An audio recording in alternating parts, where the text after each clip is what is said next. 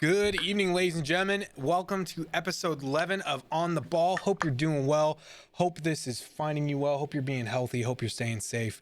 Yeah, we're excited to be here today. Got a good show for you this afternoon or this evening. If you're watching this on YouTube, please drop a like and a follow, or not like and a follow, a like and a subscribe. Share it with your friends. Help us out. We really appreciate it. If you're watching this on Twitch and you're not already a part of the community, join the community, hit that follow button, and hit the bell on both of them so that you get notifications when we go live. So last week we talked about kind of our week 9 surprises and kind of had all of our kind of our predictions for the week and where we thought things would fall in week 10. And we said last week that we would talk through our predictions and where we are and how close we are to the predictions that we made at the beginning of the year. But before we hop into that, I'm going to pass it over to Zach, let him say a few things. And Zach, I got 2 things I want to talk about real quick before we move on to those predictions that I didn't tell you about. Yeah. So it's going to catch you by surprise. So go ahead, pass it over to you. Yeah, no, we're back at it. We're episode 11. We're almost 3/4 of the way through the NFL season. Yep. Week 11 this week. Just a week or two off, and it's a good time for us to go through these predictions. There normally around this time of the year would be some clarity on some of these divisions, and I feel like we're gonna have a lot to talk about because there's a lot of divisions still up for grabs here. I think ESPN had a graphic on the amount of teams that are 6-3 or 6-4. In that like 6-3 to 7-3 range, basically, depending on what teams have had their bye week. Yeah. And there's a lot, so a lot of teams are in the running. It's gonna be fun to go over this and have a different episode, different theme going this week. So yeah, absolutely. So before we get started on that, I had I saw an article and I was kind of curious on your take on this. So did you happen to see what they're going to do for the Pro Bowl this year? No, actually I didn't. Okay, so for the Pro Bowl this year, people will still be elected to the Pro Bowl, but I think they said that they're going to pick 24 players, and they will play basically Madden with the Pro Bowl teams. Oh, really? And so they're going to do apparently they're going to do like a tournament with actual NFL players playing Madden. I'm just like, what? This is so strange to me. But apparently that's what they're going to end up doing. And so it was kind of interesting to me. I'm kind of curious on your take because I mean, they're not going to play a Pro Bowl, which doesn't make sense to me. You're playing all these different other games. Why would you not play the Pro Bowl? One more. And it's not like the Super Bowl teams are going to be there anyway. So it's like, I don't know. What are kind of your thoughts on it and all that? I guess initial thought is, I mean, the Pro Bowl, out of all the major sports, the Pro Bowl is probably the worst quote unquote all-star game. At least in my opinion. It always seems like oddly placed within the schedule of the NFL season. Like you mentioned, the Super Bowl teams aren't even there, so yeah, that some of the best players don't show up. Obviously, football being as brutal a sport as it is, effort level comes into question even more so than other sports, just because no one wants to end their season with a torn Achilles at the Pro Bowl. So you can definitely tell players are holding back, and I mean, it is what it is. It's probably fun for the players to get together, as I'm sure it always is. Talk to people from different teams. Yeah. I had that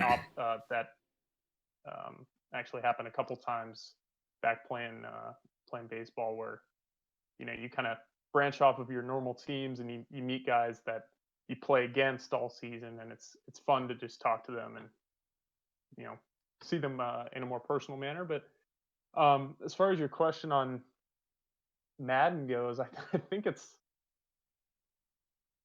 like A for effort, I guess. But it's Madden. Like you're playing Madden. Yeah, It's yeah. it's not an NFL game. I think if you're Um, going to do it, there has to be 32 representatives. And I can just imagine, like, in yeah, NFL clubhouses, Darius Leonard and Phillip Rivers picking up a controller and facing off to who gets to represent the Colts. Like, yeah. I just think that would be incredibly funny if they did I, something like that. That would be entertaining. it's definitely gonna, as far as entertainment goes, it's definitely gonna be on the players to, throw some trash talk in there and have their live reactions up as they're playing, which I'm sure they're gonna Oh, have. yeah, But absolutely. it's gonna be on the players and a little bit of trash talk to make those games interesting. But something different. I mean, see how it goes. Uh, It'll be It'll be interesting. fun. I'd be curious to know what your thoughts on, because this kind of, over the past couple of years, the NFL has talked about how can we make the Pro Bowl relevant. What can we do to Mhm. make the Pro Bowl relevant? And they really haven't had an answer. And I think you know that too. They really haven't had an answer. Yeah. So I think of the MLB, of Major League Baseball. If I remember right, whichever league wins the All-Star game, they get home Hmm. field advantage in the World Series. Yep. Could something like that take place in the NFL mid-season in the NFL? Yeah. Maybe you give it 2 weeks, like it's a 2 week break, and then you don't have that 2 week break in the playoffs. You have a 2 week break in the middle of the season to kind of split the Would season be up in half. And you've got all the skill drills, and you've got the Pro Bowl, and you've got, so yeah. everybody gets 2 bye weeks theoretically every year, because before the playoffs, and then it's just boom, boom, boom, boom, boom throughout the playoffs. Yeah, I think that's good in concept, but it just comes back. I don't think there's really an answer for this because football is probably the highest injury risk sport.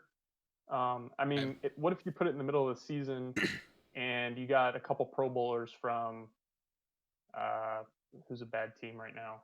The Jets. Uh, the Jets. Okay, you got a couple Pro Bowlers from the Jets, and then you got a Probably couple not, Pro but Bowlers from the Steelers, right? yeah. And okay, you're playing for home field advantage in the Super Bowl.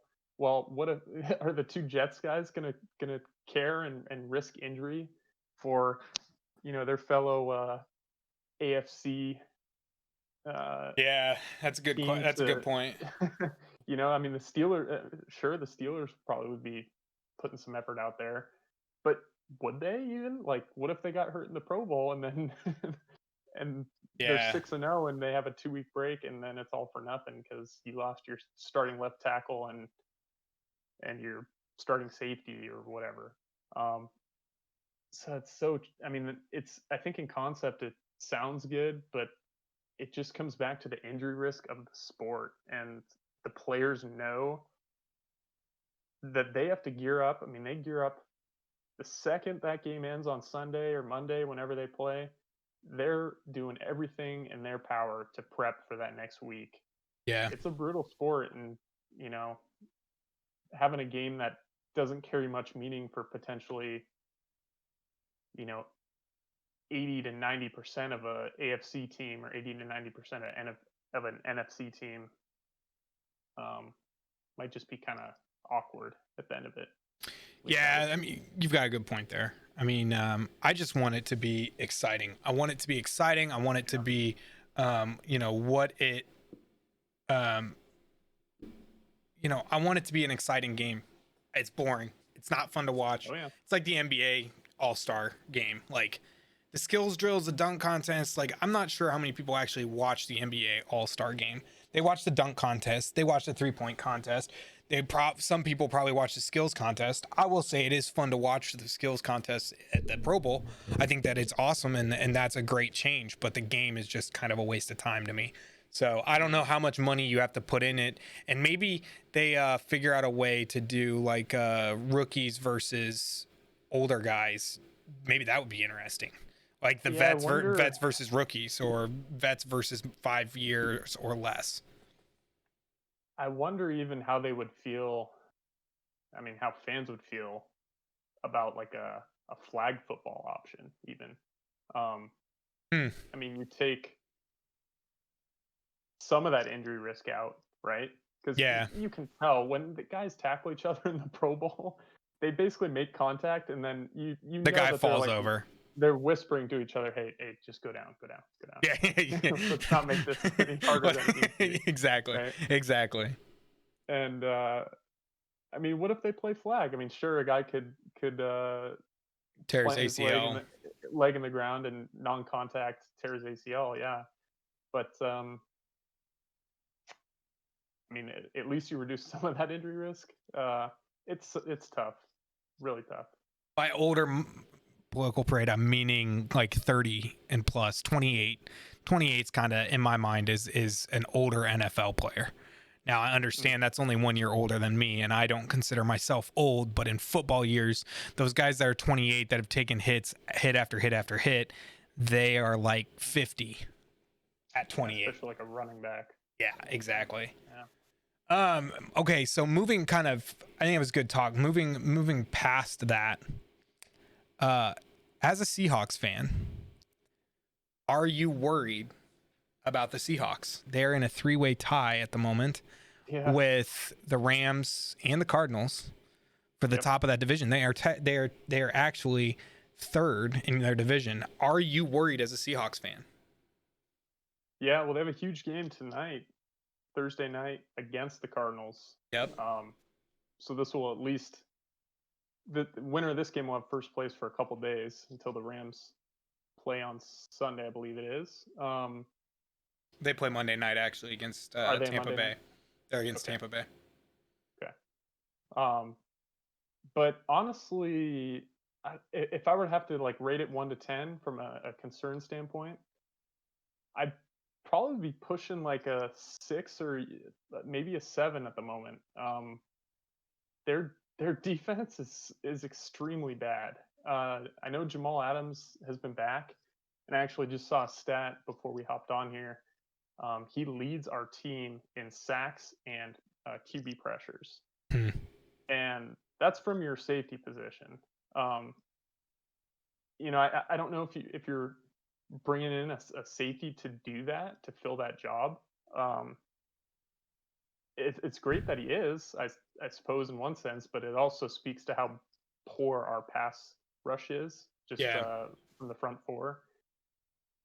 And when you're taking Jamal Adams and having to have him pressure the quarterback, well, now he's not in pass coverage, and he probably would be one of our better secondary players as far as pass coverage goes. So It'd be they're that Earl having to, Thomas you need. yeah, they're having to pick and well, they're not being able to pick and choose where they can use them, because they're identifying that they have such a weakness that they just have to have him rush the quarterback, a certain percentage of the time, and it's leaving Russ in a position where he has to play just an absolute perfect game, which he hasn't the past few weeks, um, as evident by their few losses. He, like I mentioned the week before, and I think a couple weeks ago, they need like 3 or 4 touchdowns and no turnovers from him right now to win games. And last week, if I pull up the stats here, I don't think he threw for a He didn't touchdown. have a touchdown. No, he didn't have a Yeah, touchdown. He didn't even have a rushing touchdown. He had one yeah, and he had fumble and 2 two picks. picks. Yep. Yep. Um, And so when you get they that, only had 67 offensive snaps, which is crazy to me too. right, yeah, they just they have you think about formulas to equal a W, and right now they basically have one formula to equal W, and Russ 3 or more touchdowns win. yeah, yeah, Except pretty against much, and Arizona. no turnovers, Yeah, no pretty turnovers. much. Yeah, yeah. Um, Or very few. Whereas you think about other teams, and you see one week their defense steps up and holds an opponent to 13 points. Next week, a team has their quarterback throw for 3 or 4 touchdowns. The next week, their running back maybe scores a couple. So there's options, but right now the Seahawks do not have any options to win football games. And I think teams are probably game planning against that, and they know that, and it's making it hard on them. It's making Yeah. it hard. But they're getting Chris Carson back to help the running game. Carlos Hyde's going to be back tonight, leading the backfield. Who's a big upgrade from who we've been running out there. Yeah. Alex Collins, DJ Dallas. So maybe the running game helps, but they got to do something about the defense. I don't know what the answer is, but it's not good. Yeah, it'll be interesting because if they can beat the Cardinals this week, then they play the Giants or the Eagles, then they play the Giants. So I mean, the schedule gets easier as soon as if they can get past this Arizona game. So, here's hoping they can figure that out and make it a good game tonight and hopefully come away with the win. But I'd like to see a defense on them. So just had to ask that. Just had to ask that because we talk up the Seahawks. We think they're a great team, but they've stumbled a little bit these past couple weeks. So had to bring it up. All right. So taking us over to our next topic, talking about the predictions that we have, and unfortunately, I think one of my prediction screens is still up. It is. I need to get that to go away real quick. Okay. So we got a nice new background, guys. Made this last night. We're doing things a little bit different. Got it from freepick.com. Wanted to shout them out. We are not sponsored by them, but I'm using their stuff and I want to make sure that I give them credit because if I don't, they can come after me. So we're not doing that. we're not having them come after me. I don't really want to deal with that. But so yeah, as we were talking about this, we're gonna talk about our predictions, where that we had at the beginning of the year. I didn't include Madden on this, but where we had them in the beginning of the year and where they currently are sitting. And so these are just the rankings of the teams where we had them, where we thought they would be, and where they actually are as of today before they play tonight. So to start off, we're going to start off with the AFC East and West, and I put them together in the same one because obviously East and West. Sinister, I can't give you mod because you have a Prime Gaming and you won't even subscribe using Amazon Prime. So maybe someday. Anyway, continuing. So the AFC East, AFC West. So Zach, my idea for this is we'll just kind of talk through our prediction, kind of talk through where we are, and kind of going from there. So to start with the AFC East, I think this is one that we felt pretty comfortable with. Obviously there's the surprise of Miami. You and I both had the same idea of what this division was going to be. Bills are playing incredibly well. Pats are struggling. We thought that they would be better than Miami, but the big surprise there with Miami is just the quarterback play. Fitzpatrick was playing really, really well before he got benched, which you and I both kind of agreed that now may not have been the time to bench him. But then you got Tua, who is playing incredibly well and had shown us at least last week that he was playing well, and that he was going to do well. I mean, this week they play the Broncos, so I can't imagine he doesn't blow up on them and throw for a crap load of yards and run for a crap load of yards. But what kind of does it stand out for you in this? I mean, are the Patriots as bad as they are playing? Is it Cam that just can't figure it out? Is what's going on with this division? And where do you think the fault is really? Is Miami just that good, or are the Patriots just really that bad? Well, obviously the standout is Miami. They have some young talent that is panning out a little earlier than I think people thought, and the quarterback play is exciting. The Patriots, there was that interesting quote from Bill Belichick, I want to say like a week or two ago. Basically said the last few years we pretty much sold out, and we got players in our championship window, our window that we thought we had, and it worked for them. I mean, they're the most prestigious, up there as far as the most prestigious franchise in football. And I think they're just hindered by cap space and draft picks that they typically would have had. It's kind of showing. And then Cam Newton's not quite the same quarterback. So I think they're just a team that is very average, and that's basically what their record shows. They're 4-5, almost a 500 team.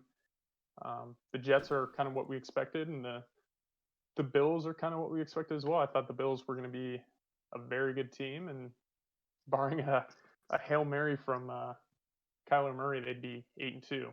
So I mean, the Patriots will go into 2021. So just a little background. They had a ton of players opt out of the season, ton of defensive players. So their defense is nowhere near as strong as it usually would be. They will next year have if the base salary cap, I'm looking at overthecap.com right now, which is a great resource that tells you where kind of contracts are for every team.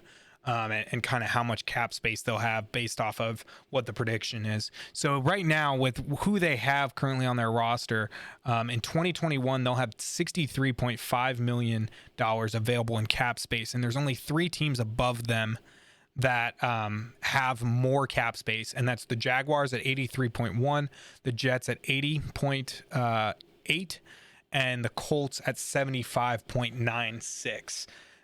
Crazy to think that the Colts are going to have that big of a cap space considering all of the people that we've signed. But when you sign Philip Rivers to a $25 million deal, 1-year deal, and Jacoby Brissett's on a $22 million deal that lasts to the end of the season, that kind of makes sense, I guess.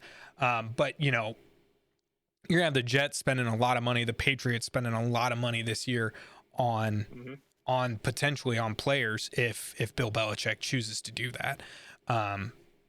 I just think the Patriots aren't. I think the Patriots went into this year and just kind of said, we're going to go with what we got, and we've been dealt a fairly bad hand, but we're going to try our best here. And they almost lost to the Jets 2 weeks ago. Was that? And I kind of thought, but then they turned around and they beat the Ravens. I mean, it's like a surprise for this week. Like it doesn't make much sense with them. They don't make much sense. I mean, and they gave Seattle a game. They almost beat Seattle. And I know Seattle's defense isn't that strong, but we're talking about Seattle here versus with Russell Wilson versus Cam Newton and a hobbled Patriots offense and not much on defense. So I don't know, man. I feel like, to be fair, it took that Seattle game. Cam was just running this QB draw the whole game. Literally, it's probably like 15 designed QB draws for him. And it took the very last play of the game on the goal line for us to stop that QB draw for the very first time that game that we stopped it. And it was on the goal line, and we eventually won the game because of it. If they win that, they're 5-4 with a win against the Seahawks and a win against the Ravens. I mean, is that bad of a team? I think they're still a pretty solid team. They're just making do with what they have this year. And it's not what they previously had. So makes you want. Go ahead. Sorry. There's a lot of teams in a lot worse positions. Yeah. Honestly. It makes me also wonder how Miami would be if they would have kept with Fitzpatrick. He was averaging. He had 3 games over 300 yards passing, and had very little picks. He had 7 picks and 10 TDs. I mean, he was playing really well, in my opinion. He was playing well. It makes me wonder where they'd be. They've won both their games since Tua took over, but I don't know. It's just interesting. I think this division is really interesting.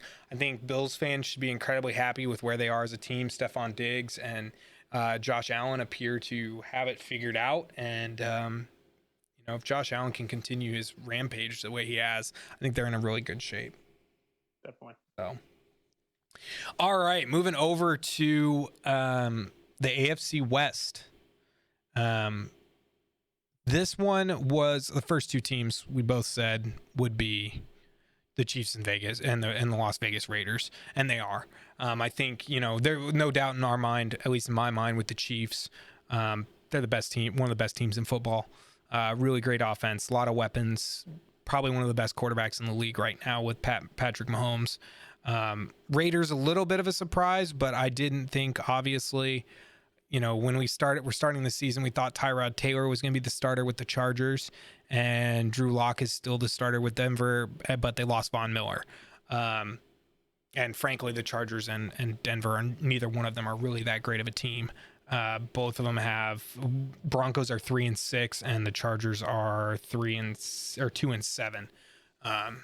And this Yeah. division could look way different if the Chargers could have just won a Yeah. couple games. Yeah. And So that's what I was going to mention. I think we've touched on this division indirectly. I think it was last week even.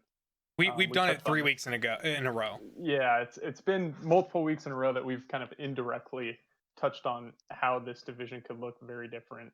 Yeah. Um, I think Chiefs and Raiders are where we expected them, obviously, and Denver and the Chargers are battling for that third spot.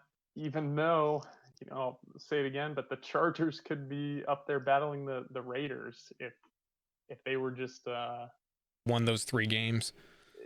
well, it's like 4 or 5 now that I think they've blown leads, of varying point differentials, but I think like 3 of them have been 17 to 21 points that they were up, and they blew those leads. So it should be pointed out that the Chargers will have $31.5 million in cap space next year. So, and they've got a young, promising team. So we touched on them last week. I don't want to kind of double up on everything we said, but if I'm a Chargers fan, I'm at least excited about this team.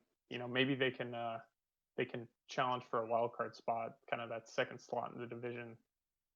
Maybe even as soon as next year, with some of their cap space that they have. So, all right. Anything else from the AFC West? You got surprises, shocks? No, I don't think so. Okay.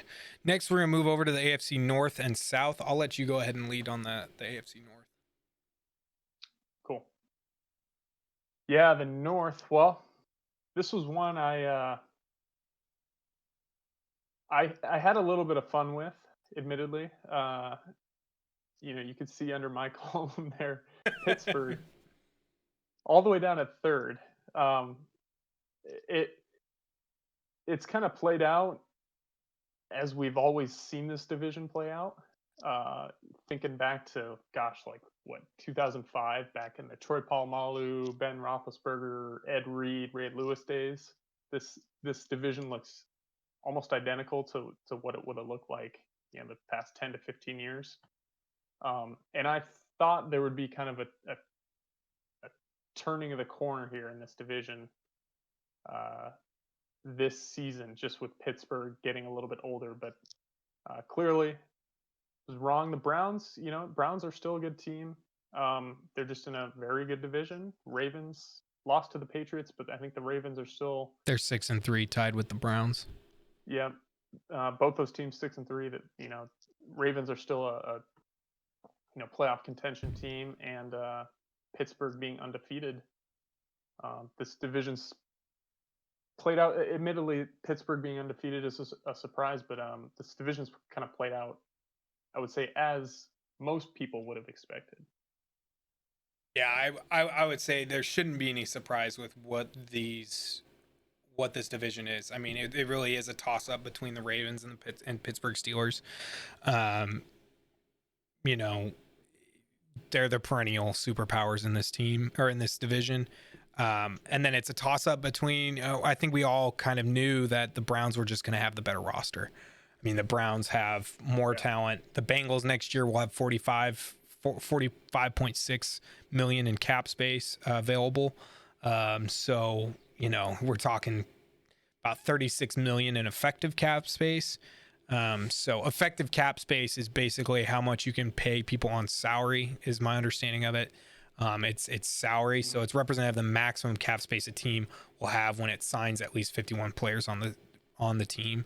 So they'll have 36 million left, so they can make some big name signings if they choose to. And I do think, as we talked about the Browns earlier this season, if they somehow, and I don't know what this answer is, and clearly they don't know the answer yet either, but if they can find some sort of consistency with their play, they're a dangerous team. They're a talented team, Yeah. as we've seen with seems like alternating weeks with them. They'll put up 30 points and blow out a team, and then lose to a 500 team the next week. So Yeah. whatever that answer is, I don't know what it is. If they can find that and sneak into the playoffs, they can be a pretty dangerous team. I wouldn't really want to play them if I were, the number 1 or number 2 seed. I think I Yeah. would rather play some other teams. Yeah, for sure. I mean, I would too. But and they played the Texans. Texans are 10-7 was what that score was. So that was Yeah, I think there was bad. some real nasty weather. Yeah, there was. I remember correctly. So hopping over to the AFC South, unless you have anything in the AFC North left. No? Okay. That was it? So AFC South is I would say exactly the way that you thought it would be. This kind of obviously my prediction is matched directly with where we are. The Jaguars are a bad team. They don't know what they're doing at quarterback. Their rookies playing fairly well. They had Minshew. There's just no consistency in their quarterback play. So, or their run game for that matter. And so they just don't have much offense. It's, people say, well, the Colts lost to them week 1. Yeah, it was week 1 without a playoff, without a preseason, without preseason games. It was, and they were in Jacksonville. That's a recipe to lose, if you're the Colts. The little difference on yours that I saw, and I remember that conversation that we had back there because I was a little upset that you put the Colts in 3rd place, was you felt like this division was going to come down to the final weeks, and it was going to come in between Texans, Titans, and Colts. Well, the Texans have dropped off, so I don't think anybody's really worrying about the Texans. They're in a state of disarray currently. They're just as bad as the Jaguars, just have one more win. And I wouldn't be surprised if the Texans and Jaguars had the same record at the end of the year. Wouldn't be surprised. Because they do, I think, have to play each other one more time. I think the Texans won the first one. Yeah, the Texans won the first one. Jags have to play them again. But I really do think that this week and next week is what's going to decide the AFC South. So you've got the Titans at 6-3, the Colts at 6-3. These next 2 weeks, if the Colts can walk away at 8-3 and the Titans walk away at 7-4, I think the Colts can wrap this up. The Colts schedule the rest of the year is not that difficult. The only other hard game that they have is the Pittsburgh Steelers. But if the Steelers win, the Colts play them in 4 weeks, I think. Let me look real quick. So they play them in 4 weeks, I think. So theoretically, 1, 2, 3, 4, 5, 6. Oh, wait. 1, 2, 3, 4, 6. We play them in 6 weeks. So we play the Raiders, then we play the Texans, then we play the Steelers. The Raiders game may be difficult. It'll be in Las Vegas, so that could be a hard game. But really, the only team that we really have to worry about, in my opinion, is those Steelers. And that will be 2 weeks before the end of the season. They will have already locked up their playoff spot, probably the first seed in the NFL, if they win these games. First seed in the AFC. Division. Seed? Yeah. They're 8-0. Number 1 seed. Oh, I thought you were talking about the Colts. Oh, no, not the Colts, not the Colts. I think you're going to be looking at that Steelers division, that Steelers game. I think the Steelers will have already wrapped up their playoff spot easily, and I think they will potentially wrap up the number 1 overall seed in the AFC, because their schedule for the rest of the year, they have the Jaguars this week, the Ravens next week, then Washington, then the Bills, then the Bengals, then the Colts. So right there, there's 2 games that they could lose in the Ravens and the Bills. So they're walking into that game against the Colts at 10-2. or not 10-2. They're what are they right now? 8-0. Are they 8-0? They're 9-0. Nine. They're 9 and 9-0. 0. So if they walk in that game against the Colts at 10 11 0, 12 and 0, 12 and 2, they've locked up. They've locked up Right. Right. the first one. If they're anything more than 12 and 2, they've locked it up, and they're probably beginning to rest players, see what they have in Mason Rudolph, to really see if they have that replacement for Big Ben when he retires. So, Right. I mean, Yeah. these next 2 weeks for the Colts are crucial. They have to beat the Packers. Yeah, this division has. I guess touching on this first, you brought it up initially, but I have the Texans obviously at the top there. But if you guys go back and watch that prediction video before the season, I think I mentioned that the Texans, the Titans, and Colts, I could have and did see them, all within 1 to 2 games potentially in the standings. So this easily could have flipped. I didn't see the Texans. I don't think a lot of people saw the Texans being as bad as they've been. Just kind of a disaster of a season.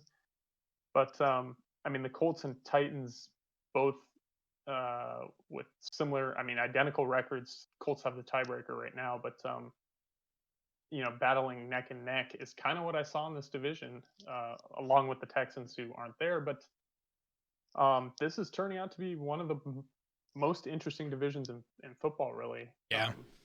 With the Titans and Colts, two very good teams, and it's just going to be interesting to see who comes out on top. As ESPN mentioned, 2 of the many 6-3 teams right now, and they just so happen to be in the same division. So yeah, absolutely. Yep. Any other takeaways for you? I know I talked a lot there. I apologize. No, I mean, just the Texans are the big surprise, and we'll see who comes out on top. Jaguars looks like, I mean, we had them all, both of us finishing last. So, yeah, not much else there really. Yeah. Okay. All right. Well, I'm gonna let you kind of deal with the NFC East or the NFC teams. You're just gonna lead. So we'll start with the East and the West. Go ahead and start with the West if you want. Yeah. Well, talking about 6-3 teams again. What do we got? We got 3 6-3 teams. As if the Colts and Titans there weren't interesting enough. We've got Seattle 6-3, the Rams 6-3, and the Cardinals 6-3. One of those teams are going to be 7-3 after tonight. As far as the Cardinals or Seahawks go, but they could tie. They could tie. They have in the past. Tied before, and they almost tied. 2 weeks ago. Yeah, 3 weeks ago, 4 weeks ago. It was like 3 or 4 weeks ago. So they could tie. But just another really interesting division, I think, from a kind of momentum standpoint, and who's trending upwards. I think the Rams and the Cardinals are both trending upwards in this division, which is kind of scary as a Seahawks fan, given their struggles. I think the Rams and the Cardinals are a little more balanced of teams, and they have dangerous. I mean, I wouldn't say the Rams have dangerous offensive weapons, but they have good offensive weapons. But the Cardinals certainly have some dangerous offensive weapons. Yeah. Along with a pretty sturdy defense. So, I mean, that's why I said the Seahawks, I'm like a 6 or even a 7 on the kind of the panic meter. If they were in the NFC East, looking over to the other side there, yeah. I would be like, all right, they're going to win the division, but let's give them another 4 or 5 weeks to figure out what they're going to do on defense. They don't have that luxury to be kind of testing and trying things out. They got to do that and simultaneously win football games to even just make the playoffs, let alone win this division. So it's tough for them. And you get 2 teams that are trending upwards that have the same record as them. So, and then not to discount the 49ers, they're beat up, they're banged up, but they're almost a 500 team and a solid team at that. So, yeah. just a brutal division, really, for all these teams. I mean, I think my biggest surprise so far, and hopefully that doesn't pull. I'm trying to pull up my prediction spreadsheet that I had that actually had the records. It's probably gonna pop up over your face, maybe. I hope it doesn't, but it might. Um, oh, it didn't. Perfect. Yes, thank you. Um, I mean, for the NFC East, or sorry, the NFC West, I had all of. Oh, mine's wrong. I did not have Arizona. I had Arizona as the last place team. I don't know why that's not set up properly. But I mean, I had the Seahawks, the Rams, the 49ers. Seahawks and Rams at 13-3, 49ers at 10-6, and the Cardinals at 9-7. That's where I had this. So I had everyone that had a strong record. Oh, and to clear it up, by the way, I said the Colts would go 12-4 this season, not 13-3. So wherever Trev is getting those 13-3 numbers, not sure, but I have right here on my document 12-4. So I'm giving them leeway to lose one more game. I don't think they're going to, but I give them some leeway. But anyway, continuing, like, I think my biggest surprise is a little bit in Arizona, the play of Kyler Murray. He has been, if he's not in the talk of MVP, I don't think he should get it, but he should at least be in the talks for MVP. I think he's playing incredibly well. I think he's surprising a lot of people. I think he should definitely be in those conversations. But I mean, it's just the injury bug on the 49ers. That's the biggest thing for me is this team has the ability to be really good. Jimmy Garoppolo is a serviceable quarterback. He got him to the Super Bowl last year. You know, he can make all these things happen. Kyle Shanahan is a relatively good coach. Sometimes his play calling is a little concerning in big pressure games, but still, I think he's a good young coach. You obviously have Sean McVay. Sean McVay is probably one of the best coaches in the league right now, offensively. And, you know, the Seahawks are just the Seahawks. I think I expected their defense to be better than it was.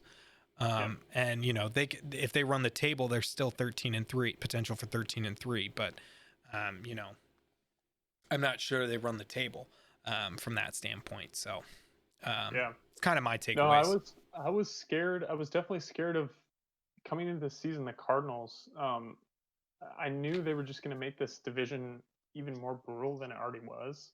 I was kind of down on the 49ers. You can see there. I think you had them flip flopped. You were saying, right? Yeah, I actually had the 49ers in third place and Cardinals in fourth. I don't know what happened there I think I actually messed that up too in the original graphic that we had on original predictions, but yeah, but I kind of saw, assuming in coming into the season that Seattle had at least a good defense. I didn't think it was going to be, you know, like Legion of Boom status, but I thought their offense would put them over to the top of the Rams and the Cardinals.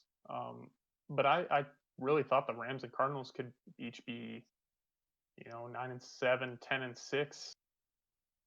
Maybe even one of those teams getting to like 11-5 with the 12-4 Seahawks, something like that. And it's looking like someone here is going to probably be about 10-6. One or two teams are going to be 10-6. There's going to be a tiebreaker, and then the third team's going to lose out. Potentially on a playoff spot. So just a brutal division. I guess at the moment, all three teams are in the playoffs. Rams, Seahawks, Cardinals. But and we'll see how it shakes out with the teams below them. You got the Bears, the Vikings. Bears are done. And the 49ers. So it's extremely possible all three of these teams make the playoffs. And I really wouldn't want to play any of them if I were, you know, one of the top teams, Bucks, Packers, Saints. All these teams can beat you. So yeah, absolutely. Yep. So heading over to the NFC East, yep. what do you got? Well, other than the glaring issue on our predictions. I mean, what do you say? What do you say? I mean, I mean, Dak Prescott got hurt, so yeah, you still had Andy Dalton. Still the Andy second. Andy Dalton. Dalton's probably the second best quarterback in this division.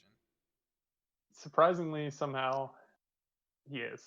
I mean, Dak Prescott injured,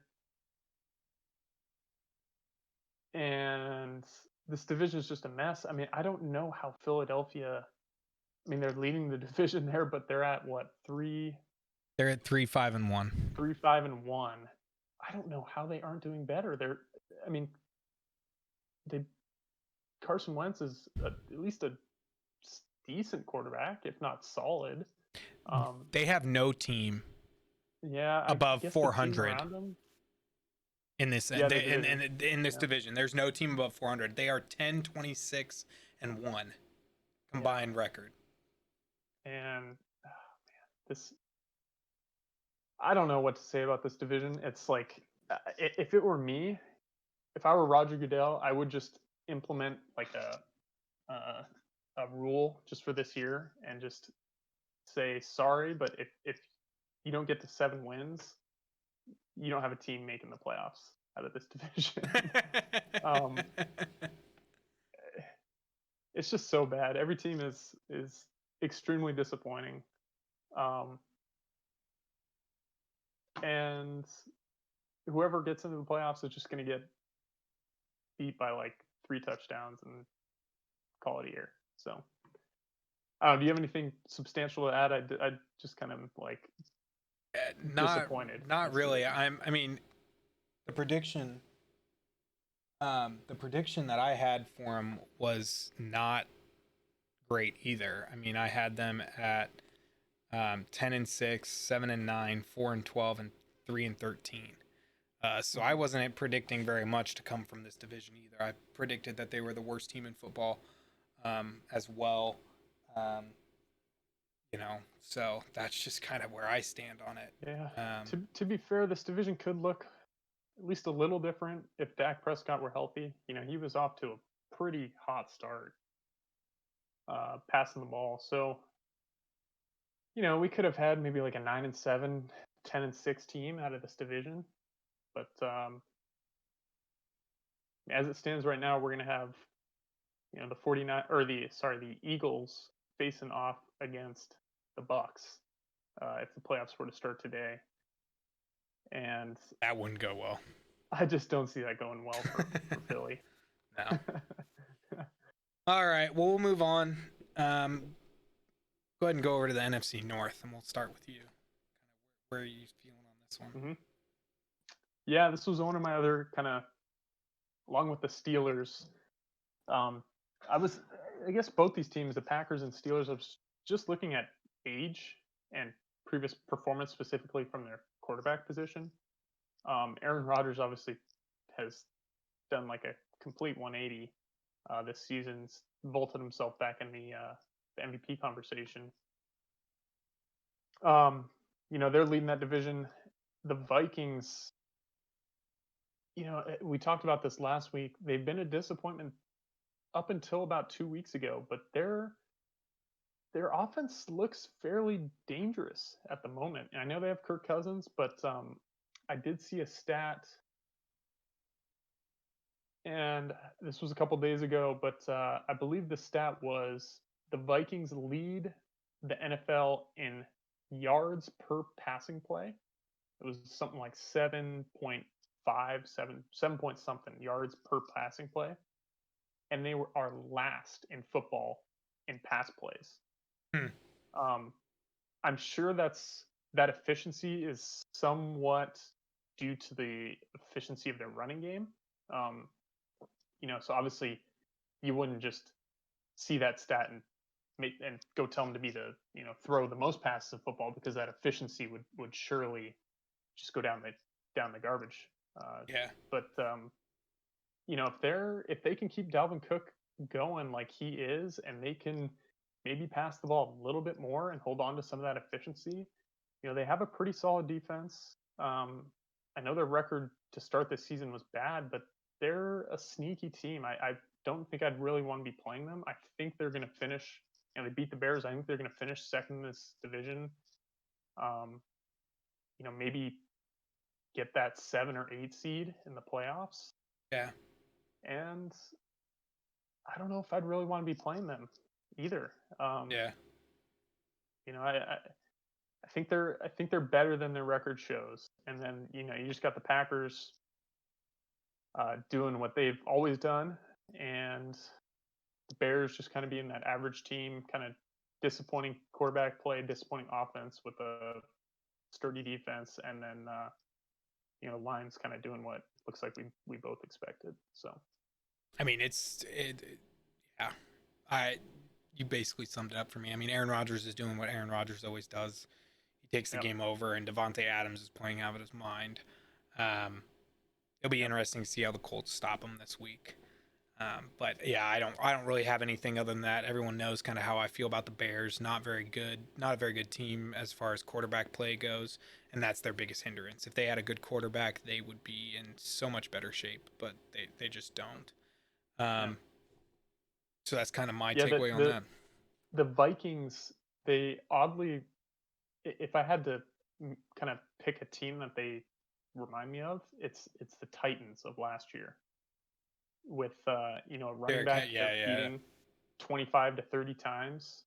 And Dalvin Cook just came back, so their record doesn't really reflect what they've done the past couple weeks. But I think they can be a team that kind of goes under that like Tennessee Titan blueprint of last year yeah, and make a playoff run. It's just a team I wouldn't want to play. Adam Thielen, Justin Jefferson, they've got options yeah. uh, and a solid defense. So Yeah, and then last but not least, head over to the NFC South, and we couldn't be more accurate with where we yeah, thought this that would that's end our up. I think only it perfect is. division. Yeah, I think it Yeah, is. Well, it's your only perfect one. It's only both of us perfect. both I of ours. think Yeah. I think we both have my NFC North is perfect at the moment, but Hmm. you had Yeah. a little bit more fun with it, I guess, than I did.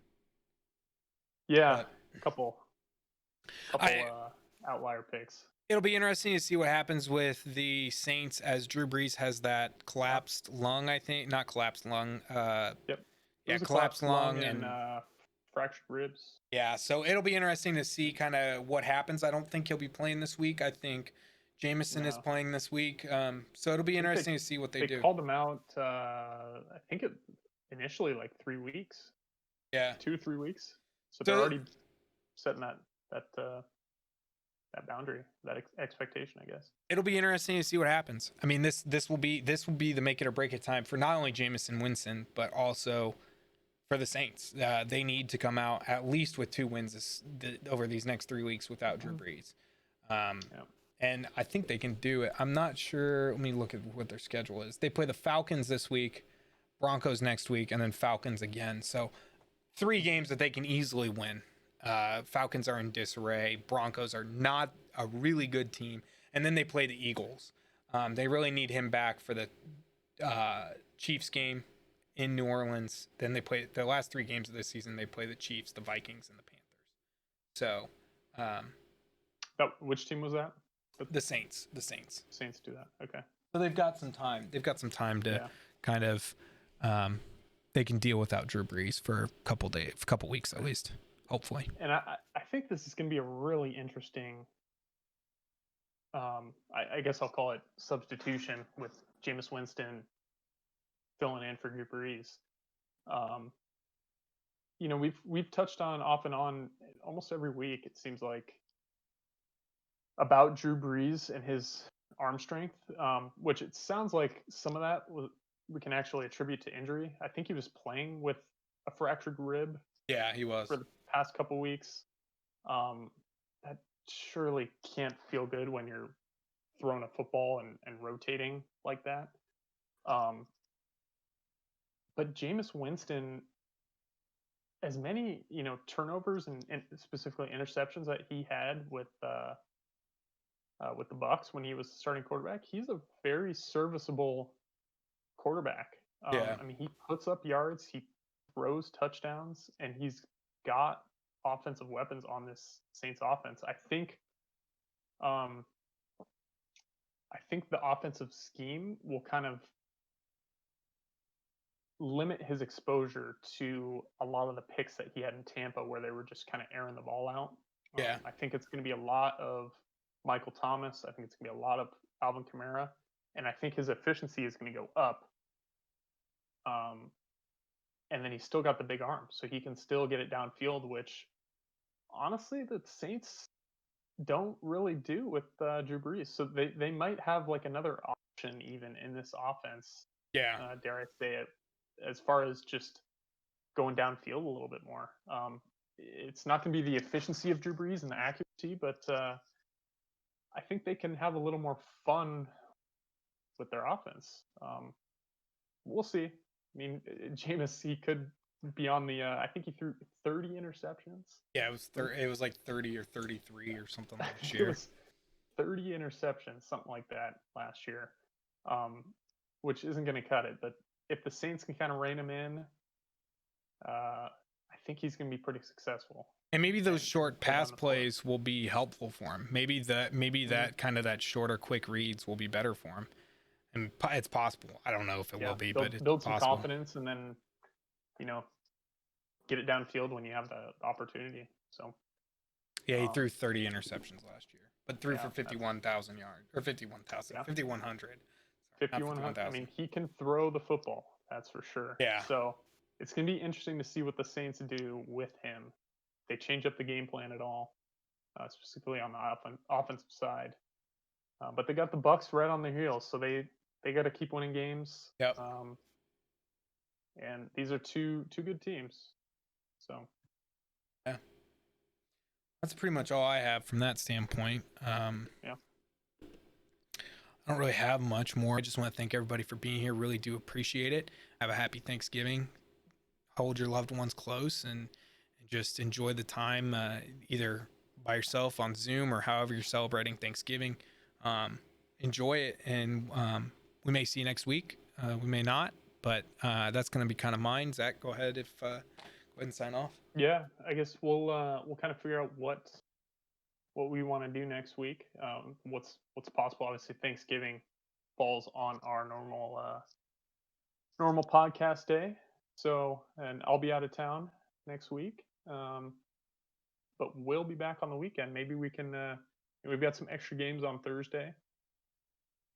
Maybe we can do a little Thursday recap on the weekend. But yeah, we'll kind of discuss that, see what happens, and let us know if you guys would be around for that. I'm sure everyone's gonna be busy Thanksgiving weekend and day after Black Friday doing their shopping, but maybe we can sneak something in. All right, guys. With that being said, we're gonna go ahead and sign off here, and we will check you next time we're live. Thanks, guys, for watching. Appreciate it.